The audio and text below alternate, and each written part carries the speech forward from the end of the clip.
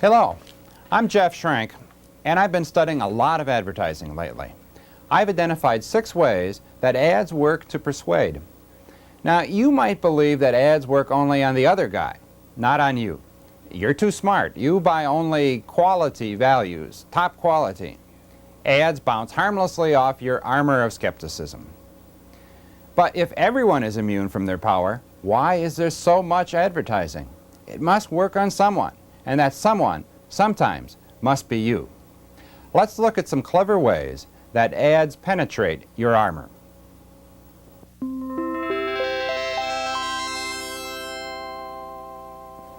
The first technique is to involve you with the product. If you don't see the ad, it certainly won't work. Let's say you make a small European car and you want to sell the car in North America. Now, the car is far from breathtaking. It has no catchy name. In Europe, it does have a reputation for dependability. How do you capture the attention of a TV audience so it looks at your car? Here's how Fiat Motors did it a few years ago. This is a man whose life depends on his car. He's Remy Julien, Europe's greatest living stunt driver.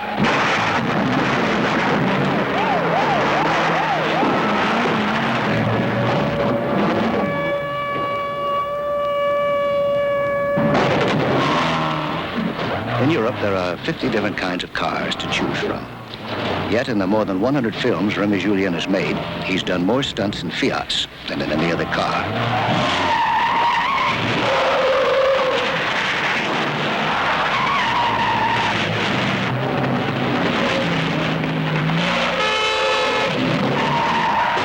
And the Fiat he prefers above all is this one, the Fiat 124. A family car. Nothing like stunt driving and high-flying cars to catch your attention. Much better than to have an announcer say how reliable and tough the car is. Catching the attention of an audience isn't easy. Studies show we have a hard time remembering television commercials seen only a few minutes ago. In one survey, 1,000 people were phoned at random. Those watching television were asked, "Can you tell me which product was advertised in the last batch of commercials you saw?" An answer was correct if the viewer could name even one of the last batch of ads. Now, how many people do you think could name one product? Back in 1965, 18% of the respondents could name a brand. In the same survey, in 1974, the number dropped to 12%. In 1986, the figure was as low as 7%. So you can see that getting your attention is problem number 1 for advertisers. Hello. Hello, is this Mr. Schrank? Yes, it is. How are you doing today? Fine. Can you hear me all right? Yes, fine. I hear you okay. Now, Mr. Schrank, you would like to have a beautiful lawn, wouldn't you? Well, did you notice the attention-getting device? Of course, the telephone ring is the main device. Many advertisers find it better than mail. Mail can be tossed in the wastebasket, unopened. But we find a telephone ring almost impossible to ignore. But that salesman involved me in the call. He didn't rush right into his sales pitch. He asked how I'm doing. He showed interest in my well-being. Then he asked, "Can you hear me?" Now, why would he ask that? To get me saying yes. If I say to him yes once or twice, it's a little easier to say yes to later questions like, "Can we sign you up for our lawn maintenance service?" So those innocent-sounding opening questions were carefully prepared involvement techniques to get me in the yes-saying mode. Or consider the advertising mail that seems to flood the mailbox. I've been saving mail for a few months.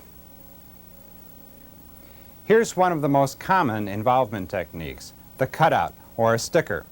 You, the potential customer, are supposed to punch out this circle and place it somewhere on the order response card. The act of punching out the die-cut paper or tearing the stamp and licking it involves you in the sales pitch. You might say, that's not much of an involvement, but look at how many of these use a variation on that idea.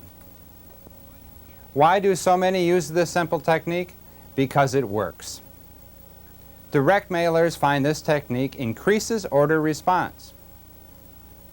They use other tricks to get you to open the envelope. That's one big problem with direct mail. Most people never bother to open the envelope. This sales pitch tries hard to look like some sort of high-priced overnight messenger delivered document.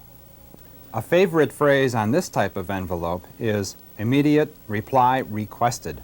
This helps create a sense of open now urgency. This envelope says urgent message, speed letter. The front looks like some computer-generated form promising I may have already won $5 million. Inside, another involvement device, lots of stamps. Another trick is to create the impression that someone is sending you money. So a peek-through window that reveals what looks like a check is a common device. This envelope has an official-looking seal with an eagle on it. It reads, officially controlled and regulated. It is also stamped, official business, don't delay. As if that's not enough to force you to open it, it claims important automobile documents enclosed, open at once.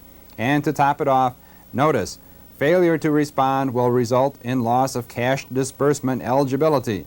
Translation, if you don't open this, you can't buy our offer. And of course, through the window, it looks like a check, perhaps for $75. There's no return address, another trick to arouse your curiosity. This envelope has no return address at all, and it looks like this might be a check. How can you tell it's not, say, a refund? Easy, look at the postage. If it's not first-class rate, it's almost certainly a sales pitch. This envelope says, personal documents enclosed, do not discard. Maybe it's a credit card. Better open it just to be sure. Inside you would find just another pitch for insurance. A fairly common device is a postcard saying you've won a vacation or a car or a motorcycle. All you have to do is call this number to claim your prize. Don't bother. It's just a way to identify people gullible enough to nibble. Another technique is to disguise the ad to look like something important. This one is labeled a selection notice and warns that it must be opened by a certain date. I guess selection notice means you and a couple other million names on the mailing list were selected to receive the pitch. This pile of mail all tells me the same thing, that I've probably won at least $1 million. All this just to get me involved. Of course, getting your attention is not enough. The next technique is to work on your feelings.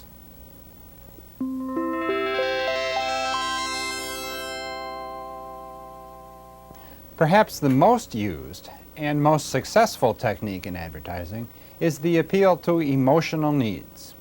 The idea here is to show that a product can satisfy your emotional needs. Which needs? Well, the need, for instance, to be accepted by others, to be part of a group, or the need for security, the need for variety or excitement, the need for self-acceptance. There are others, but advertising probably uses the need for belonging more than any others. Researchers sometimes call people with a strong need to be part of a group as belongers, but we're all belongers to some extent. Use our product, the ads say, and you too will be part of a group having all the fun, or part of the sophisticated, successful elite, or part of the cool kids at school with the in labels. In the early days of television, advertising was more concerned with merely showing the product and less with filling emotional needs. Here's a television ad from a long time ago. Pardon its poor quality, but it's a nice example of an ad lacking an emotional sell.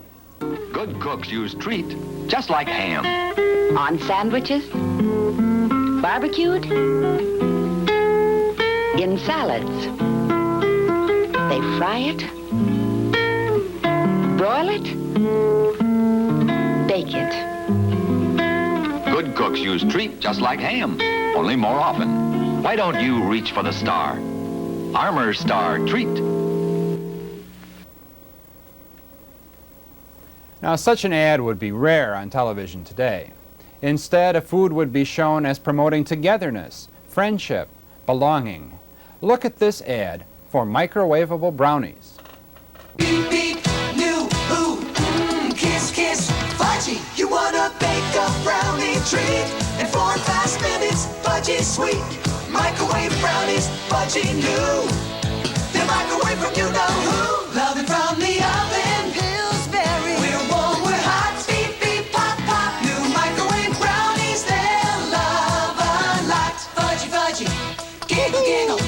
Love it from the oven. Beep, beep.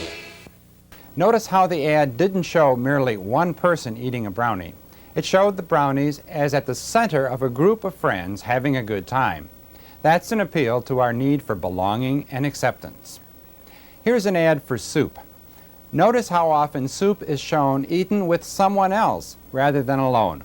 Also notice the repeated idea that this is America's soup. By eating this soup, you share in that group of Americans who also chooses the same brand. Chasing the chill away from a rainy day. Oh, something to warm you up. Wrap your hands around it. America's Cup, America's Cup. Lipton Cup of soup. Hearty, wholesome, America's favorite cup of soup. America's Cup, America's Cup. Lipton Cup of soup. America's Cup. Now you know that no brownies or soup or brand of jeans will make you loved, popular, or socially accepted. But beneath this knowledge is the fear of not belonging, of being an outcast. And that fear leads you to grasp at products you see pictured as making people accepted. It works, and it works on you to some extent. Here's a television commercial that appeals to the desire to be part of that select group called winners. Here's to the winners, those who move mountains.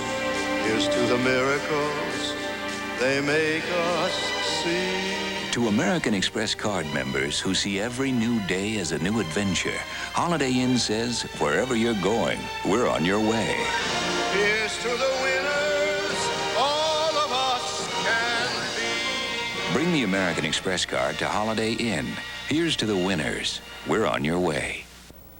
American Express often advertises its card as conferring membership in an elite group. Now that's far more persuasive than issuing a credit card. It creates a feeling of belonging. Let me show you a TV ad typical of this technique, but I won't show you the product being advertised.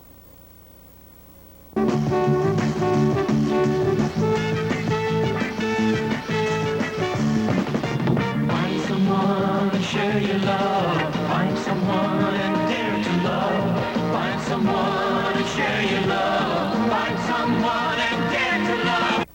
You probably can't guess what the product is, but you can see that the ad sells family togetherness, happiness, good times in the context of a loving group. The product is shown at the end to establish a connection in your mind between the product and the acceptance. Here's the ad again, this time with the product tag at the end. Someone and dare to love. Ginger ale tastes like love. Canada Dry. Ginger ale. Ginger ale tastes like love. Canada Dry. Find someone and share it. Tastes like love. Your rational mind knows that drinking Canada Dry won't make you loved, but the ad works on your feelings, not on logic. Here's an ad for American Airlines. It very clearly appeals to the airline's ability to bring people together, to create belonging and acceptance. Call my men. I wonder, could the ties we made now join us once again? Let American Airlines Super Savers take you to the special moments in your life. The feelings we all share. We're American Airlines, something special in the air. The ad sells a sense of community. Well, at least an airplane really is a tool of togetherness. But this same technique is used by products from cheese dips to paper towels, all in an attempt to appeal to your need to be accepted by a group. Automakers don't sell metal vehicles. They sell ways to satisfy your emotional needs. For example, why not sell a car to satisfy the need for change, for excitement, for an escape from the boredom of daily life. Why not indeed? You feel the motion, the fever is high. You got a notion, you're gonna fly. You feel excitement, oh yeah. Riding Pontiac, get on your Pontiac and ride, Pontiac ride. Le Mans, Le Mans. Imported, affordable driving excitement from Pontiac.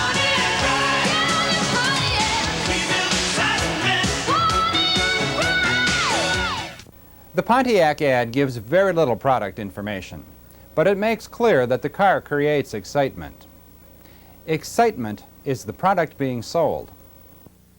Hairsprays, conditioners, shampoos, and personal care products also sell feelings. This ad promises you will feel salon beautiful every day. The feeling is the product being sold. This commercial seems to give the bar of soap almost magical powers to change the blahs into joy. As you watch, be aware that what the commercial really sells is a cure for feeling down. Do I have to be a mom today? Coast, the scent opens your eyes. Coast leather, and you realize that Coast is the way to make you feel alive. Coast, feel alive. Hey, just warming up. Feel alive with Coast.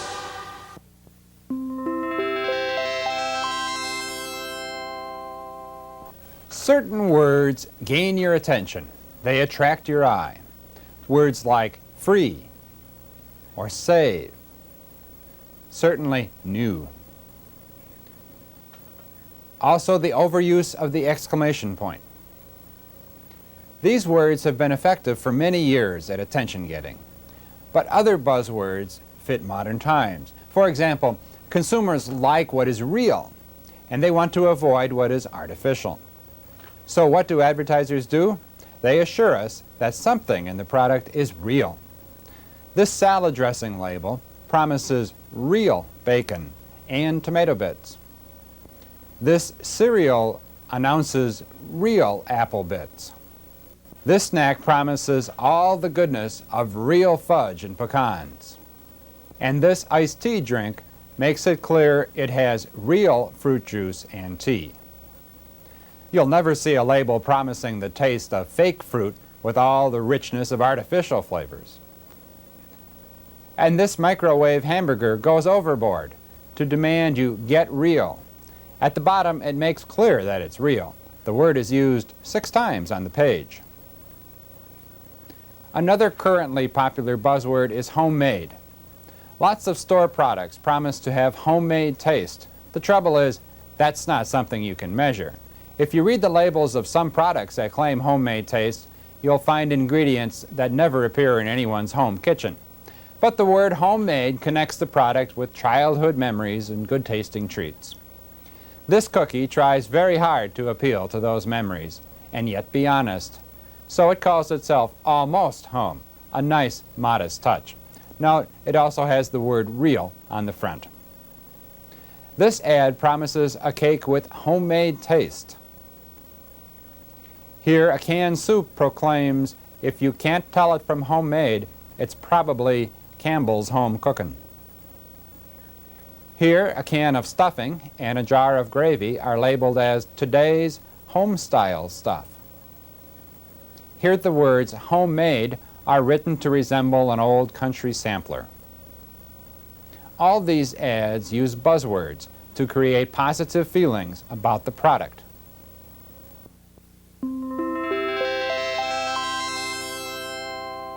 Associating your product with wealth, fame, riches, happiness, family, patriotism, or whatever suggests that some of this will rub off on the user. Now, there's a bit of magic in this. We humans seem to believe fame and success, prestige, are contagious. All we have to do is get close to fame and wealth, and somehow that will rub off on us. That's what's behind fan clubs, collecting autographs, reading about the rich and famous, and our obsession with celebrities. And that's why celebrities are used in ads so much. Not because they're experts, but because they're famous. Fame rubs off on the product, advertisers believe. If Raquel Welch appears holding a certain brand of lemonade mix, her fame, beauty, and reputation for fitness are transferred to the drink. Even George Washington can come back from the grave and endorse a TV set, even if the set is made in Japan. The most common association is with luxury and wealth. Here, a carpet company makes the connections both humorous and obvious. A chess set can be a way to share in luxury. And of course, if you want your car to be considered a luxury car, park it in front of the nearest mansion for your ad, or show it traveling down a prestigious and famous street.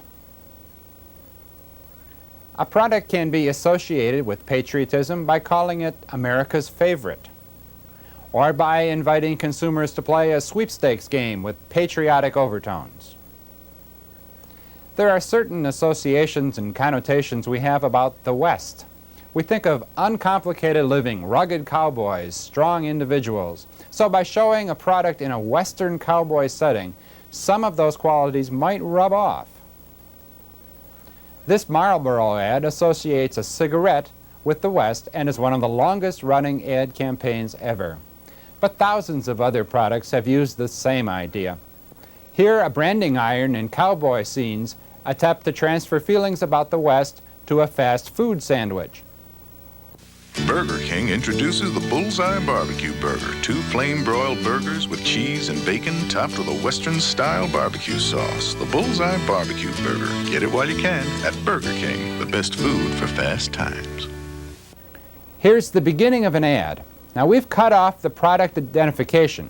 See if you can think of possible products that could use this beginning.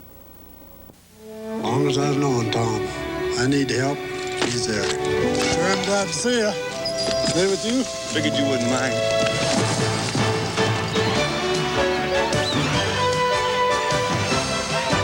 And when the last stray's rounded up, you head for the mountain. Now that particular commercial was for beer, but there's no reason why the cowboys couldn't rest after a hard day's work and brew a certain brand of coffee over the fire, or roast man-sized hot dogs, or light up a cigar, dozens of products. Whichever product was shown, it would have the values of the cowboy rub off on it. Sweepstakes and contests work on this same idea. Just by entering, you share in the world of riches. You enter for the excitement of knowing you have a chance to become rich. I don't think people expect to win. Look at the odds. In small print here it says, your chance of winning the $1,000 is worse than 1 in a million. 25 prizes and 29 million labels.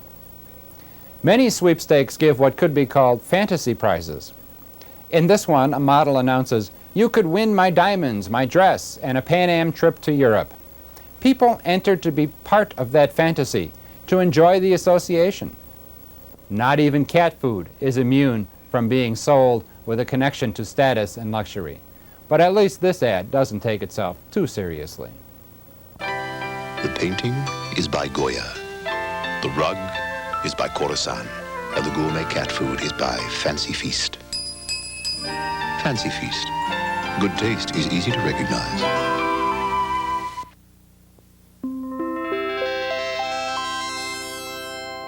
The advertiser presents or positions his product as being just for you, a special kind of individual. Marketers pay careful attention to how they position their products. Colgate and Ultra Bright are 2 brands of toothpaste made by the same company, Colgate-Palmolive. They taste different, and I imagine their contents differ.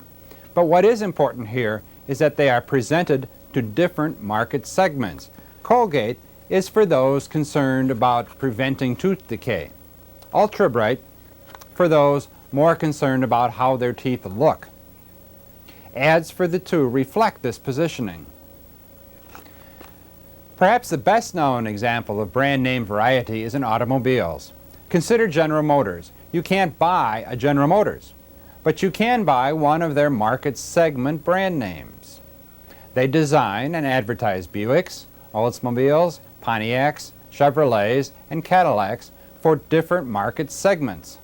The cars are often similar in manufacture and sometimes in appearance, but they are advertised to appeal to different segments. What kind of woman do you think this ad addresses? Hey, you're right. And the simpler I make my life, the happier I am. I went to the gym, came home, and colored my hair. It was nice and easy. You thought it was my natural color? I can't believe you didn't know. Thanks. Bill says it feels great. I think it feels like silk. I've got to go. Bill's family's coming for dinner. Yeah, the whole family. How can I sound so relaxed? Nice and easy. That's my style. It is clearly aimed at fairly young women. If you said it's aimed at those who keep themselves in shape with workouts, know how to cook, use all natural ingredients, and can quickly make a no-sweat meal for a house full of in-laws, you're only partly right. That's a rather select group. The ad appeals to women who admire that kind of woman as well, women who would like to be like that. And that's probably a more sizable audience.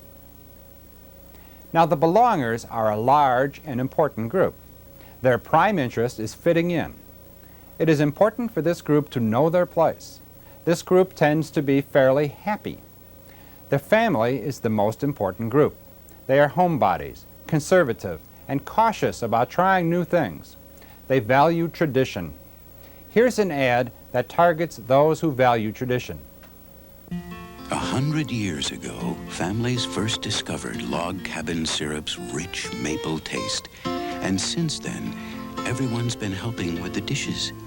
Log Cabin, making breakfast since 1887. Both these mouthwashes are made by the same company, Listerine and Listermint. Why would the same company make two kinds? Aren't they competing with themselves? Is one superior and one brand inferior? Not at all. It's another example of different images for differing values. Listerine has been around for over 100 years. It tastes like medicine. It appeals to the traditionalist and to the millions who believe that something that's good for you probably tastes bad, like medicine. Listermint was brought out in the 1970s in response to the competition's brand, who claimed clean breath without medicine breath. It has a minty taste. So Warner Lambert can sell a lot more mouthwash than if it appealed to only one market segment.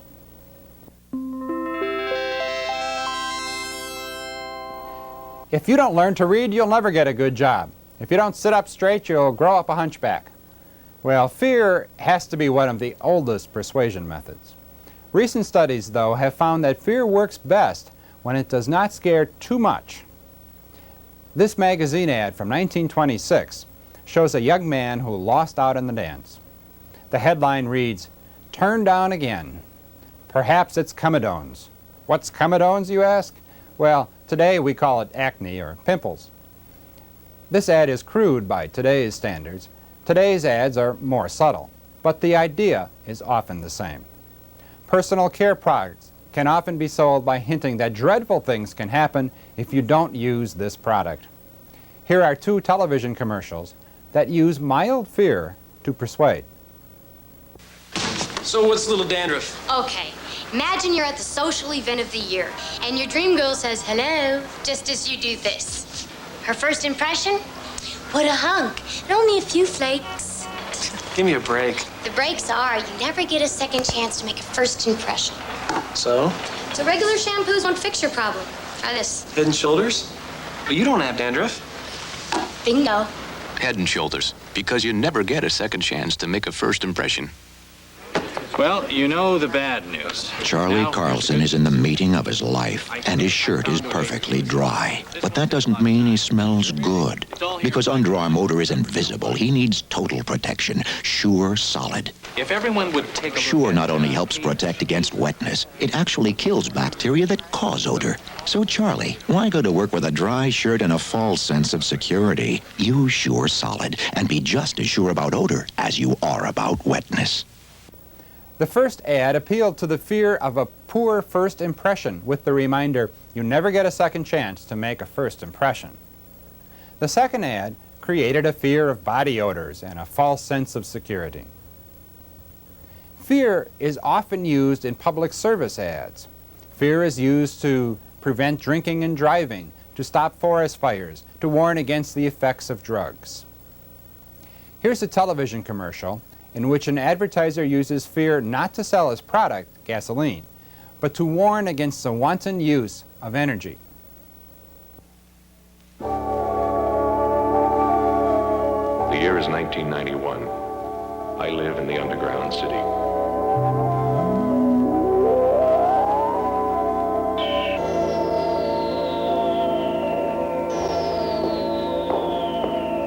You wouldn't like it down here, but up above, it's worse. Cars choking the streets, people choking on the air. We had our chance to clean up congestion and clear the air back in the 70s. We could have demanded adequate public transportation. We could have banned cars altogether from parts of our city. But we didn't do it. We drove ourselves underground.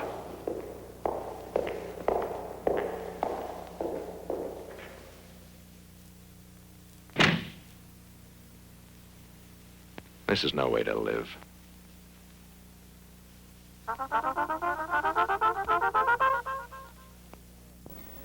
The ad shows a dreary world of the future. It creates feelings of dread. Now, most ads avoid fear because it is an unpleasant feeling, and they don't want you to remember that feeling when you think of their product. Remember what we said about association. So there you have it, 6 common techniques used in advertising to persuade you to buy. There are dozens more, perhaps hundreds, but these are among the most used. Instead of denying that ads work on you, perhaps you should consider what type of persuasion tactic is most likely to influence you. Examine your ad armor and identify the weak spots. That might help you gain a little more control over who persuades you to buy.